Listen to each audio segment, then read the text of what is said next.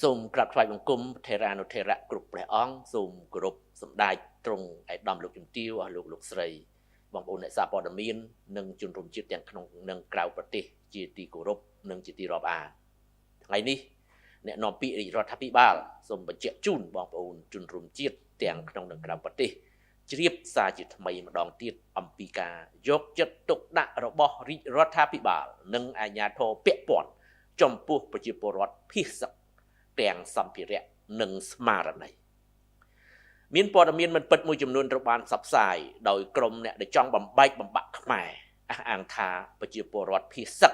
មិនត្រូវបានយកចិត្តទុកដាក់និងជួបការខ្វះខាតរាប់តាំងពីទឹកស្អាតសម្រាប់ប្រើប្រាស់ប្រចាំថ្ងៃឡើងទៅតបទៅនឹងការលើកឡើងខុសការពិតនេះអ្នកនាំពាក្យរាជរដ្ឋាភិបាលសូមជម្រាបជូនសាធារណជនជ្រាបថាពលរដ្ឋភៀសសឹកដែលស្នាក់នៅក្នុងមណ្ឌលសុវត្ថិភាពទទួលបានការយកចិត្តទុកដាក់គ្រប់បែបយ៉ាងពីរាជរដ្ឋាភិបាល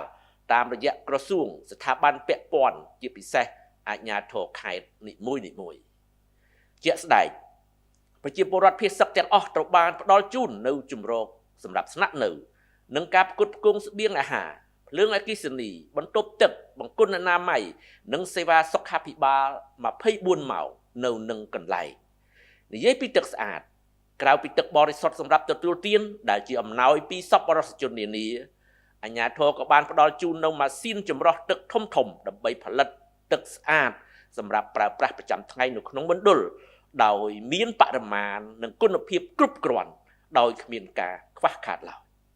នៅក្នុងមណ្ឌលនីមួយសមត្ថកិច្ចក៏បានជួយការពារសន្តិសុខសុវត្ថិភាពជូនបងប្អូនទាំងយប់ទាំងថ្ងៃ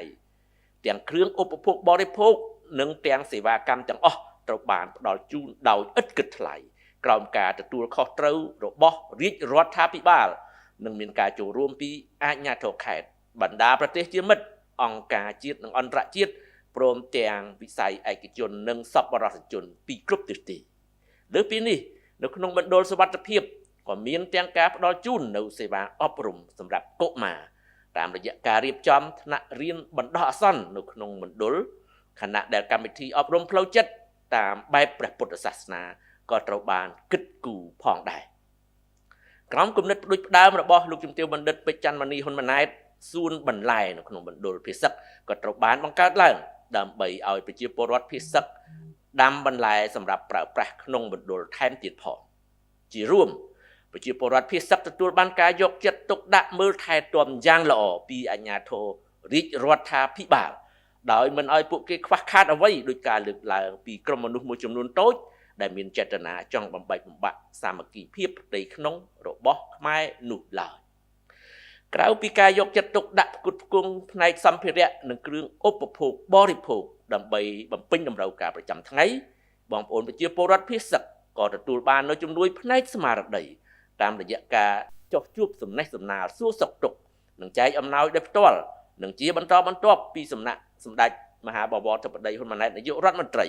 ពីសំណាក់ថ្នាក់ដឹកនាំកាកបាទក្រហមកម្ពុជាអង្គទូតអង្គការជាតិនិងអន្តរជាតិព្រមទាំងសប្បុរសជនពីគ្រប់មជ្ឈដ្ឋានដើម្បីផ្ដល់ជាកម្លាំងចិត្តដល់ពួកគេថែមទៀតផងសូមបញ្ជាក់ជូនថាគិតមកទល់ពេលនេះមានជនភៀសសឹកប្រមាណជាង 92% ហើយបានវិលត្រឡប់ទៅកាន់ផ្ទះសម្បែងវិញក្នុងចំណោមពលរដ្ឋភៀសសឹកជាង 64,000 នាក់នៅសល់ពលរដ្ឋភៀសសឹកជិត 50,000 នាក់ទៀតបន្តស្នាក់នៅក្នុងមណ្ឌលសុវត្ថិភាពនៅឡើយដោយសារតែស្ថានភាពមិនទាន់អំណោយផលពីព្រោះតែមានឧបសគ្គរារាំងដោយបន្លាលួសឬទូកុងតឺន័រដែលកងកម្លាំងប្រដាប់អាវុធថៃបានដាក់រារាំងផ្លូវចំពោះមុខនេះរាជរដ្ឋាភិបាលបាននឹងកំពុងធ្វើការងារការទូតយ៉ាងសកម្មដើម្បីឈានទៅរកដំណោះស្រាយបញ្ហាព្រំដែនដោយសន្តិវិធីស្របតាមស្មារតីនៃសេចក្តីប្រកាសរួមថ្ងៃទី27ខែធ្នូឆ្នាំ2025ដែលកម្ពុជានិងថៃបានឯកភាពគ្នាក្នុងការគោរពព្រំដែនអន្តរជាតិរវាងប្រទេសទាំងពីរនិងប្រគល់ភារកិច្ចជូនគណៈកម្មការចម្រុះខណ្ឌសីមាព្រំដែនគោក JBC ដើម្បីវាស់វែងកំណត់ខណ្ឌសីមាឲ្យបានច្បាស់លាស់ស្របតាមអនុសញ្ញាសន្ធិសញ្ញានិងច្បាប់អន្តរជាតិដើម្បីបើកផ្លូវឲ្យប្រជាពលរដ្ឋភៀសសឹកត្រឡប់ទៅផ្ទះសម្បែងរបស់ខ្លួនវិញដោយសុវត្ថិភាពនិងសេចក្តីថ្លៃថ្នូរអ្នកនាំពាក្យរាជរដ្ឋាភិបាលសូមបញ្ជាក់ជូនជាថ្មីថាការការពារបូរណភាពទឹកដីនិងការពារប្រជាពលរដ្ឋគឺជាអាទិភាពខ្ពស់បំផុតរបស់ រាជរដ្ឋាភិបាលនៅក្នុងន័យនេះទាំងថ្នាក់ដឹកនាំកម្ពុជានិងមន្ត្រីថ្នាក់ដឹកនាំជាសេនាធិការរបស់រាជរដ្ឋាភិបាលបាននឹងកំពុងខិតខំយ៉ាងសកម្មឃ្លាវខ្លាដោយមិនខ្លាចនឿយហត់ក្នុងការមើលថែទាំបងប្អូនប្រជាពលរដ្ឋភាគសឹកនិងការទាមទារឲ្យមានដំណោះស្រាយដោយសន្តិវិធីពីបញ្ហាព្រំដែនស្របតាមច្បាប់អន្តរជាតិកម្ពុជាប្រកាន់ជំហរដាច់ខាតក្នុងការការពារខ្សែព្រំដែនអន្តរជាតិកម្ពុជាថៃដែលបន្សល់ទុកដោយគណៈកម្មការព្រំដែនឥណ្ឌូចិនសៀមដោយគោរពគោលការណ៍ច្បាប់អន្តរជាតិគោលការណ៍ខ្សែព្រំដែនមិនកែប្រែគោរពអនុសញ្ញាសន្ធិសញ្ញាបារាំងសៀមផែនទីនិងកំណត់ហេតុបោះបង្គោលព្រំដែនរបស់គណៈកម្មការបោះបង្គោលព្រំដែនឥណ្ឌូចិនសៀមព្រមទាំងកិច្ចព្រមព្រៀងនិងឯកសារពាក់ព័ន្ធនានាដែលភាគីទាំងពីរបានឯកភាពគ្នានារយៈពេលកន្លងមកកម្ពុជាមិនទទួលស្គាល់ជាដាច់ខាតនៅការកែប្រែខ្សែព្រំដែនណាមួយដែលកើតចេញពីការប្រើប្រាស់កម្លាំងអាស្រ័យហេតុនេះសូមបងប្អូនជនរួមជាតិមេត្តាជ្រាបជាព័ត៌មានសូមអរគុណនិងសូមគោរពលាតែប៉ុណ្ណេះបាទ